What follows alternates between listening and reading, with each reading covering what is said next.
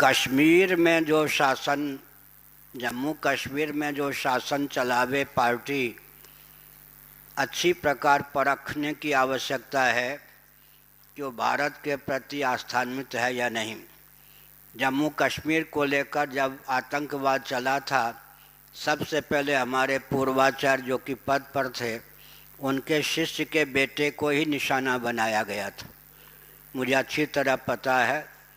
वो उनको घायल किया गया, वो जीवित रह गए। उसके बाद में सबसे पहले ब्राह्मणोचित ढंग से जो जीविका अर्जित करते थे, उन्हीं को निशाना बनाया आतंकवादियों ने। वे जब मार दिए गए या भागने के लिए बाध्य हो गए, उसके बाद भारत के प्रति आस्थान्वित, स्वयं को भारतीय समझने वाले जो व्यक्ति थे, उनको मारा गया। लेख के द्वारा, वाणी के द्वारा जो भारत के पक्षधर सिद्ध हुए, उनको मार दिया गया। उसके बाद जो मूक रहकर भी भारत के प्रति अपनत्व रखने वाले थे, उनको जीप में पीछे बांध करके रोड पर घसीट घसीट के मारा गया। राज्यपाल पलायन कर गए, शासन तंत्र मूक रह गया। उस परिस्थिति में कश्मीरी व्यक्ति घर छोड़कर भागने के लिए बाध्य हुए। जो स्वर्ग कहा जाता था, भूलोक का केसर, कि जहाँ बाग के बाग थे और भव्य सेब इत्यादि के बाग थे, और कश्मीरी पंडितों के यहाँ 1,000 400 वर्ष के अद्भुत दिव्य अनुपम अन्यत अनुपलब्ध ग्रंथागार थे, उन सब को नष्ट किया गया।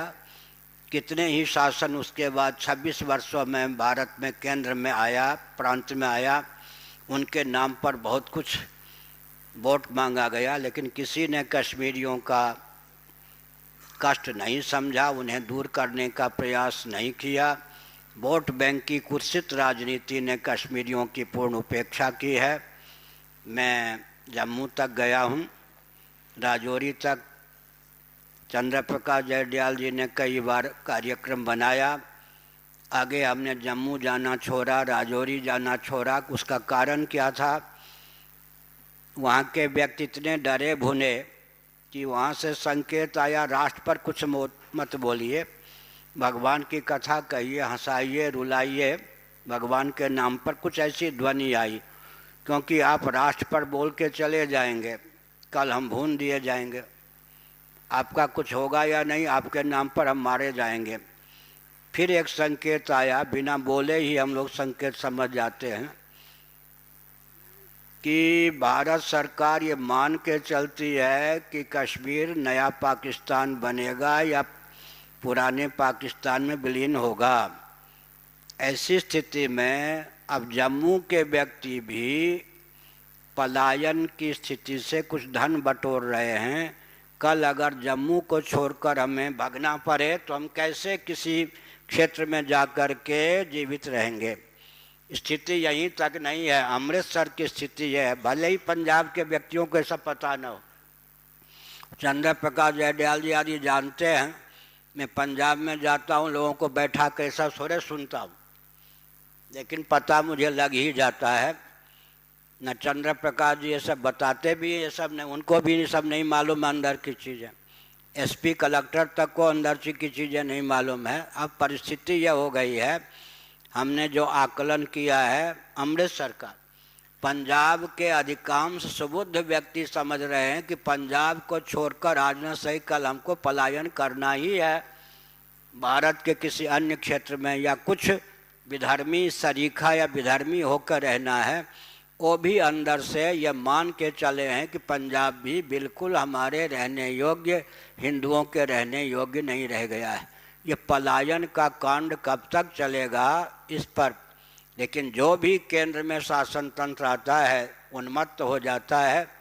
नेहरू जी की शैली में केवल प्रशस्ति प्राप्त करने के लिए मियाँ की दौड़ मस्जिद तक, विदेश तक दौड़ने के बाद नाम कमाने के चक्रव्यूह में आगे चुनाव जीतने के भावना में जुट जाता है। सचमुच में अगर देश के प्रति अपनत्व हो तो सबसे पहले विस्थापित कश्मीरियों की समस्या को दूर करने की आवश्यकता है। और हमने जब कहा था नेपाल को संभालो भारतीयों, बहुत से संतों ने कहा भारत नहीं संभाले संभलता, नेपाल को क्या संभालेगी भारत सरकार। मुझे मालूम है नेपाल को अगर हमने छोड़ दिया तो चीन नेपाल में अड्डा बना के हमको नहीं छोड़ेगा। और बिहार तो चला गया, अब नेपाल के शिकंजे में बिहार तक आ गया, भारत तक, अन्य क्षेत्रों में सब वो घुस रहे हैं। लेकिन हमारी बात सरकार तो क्या सुनती। राजगुरु जी जिनको दीक्षा भी दिलवाई इंदिरा झा जी ने, वो भी लगता नहीं कि जीवित हैं, बेहोश हो गए।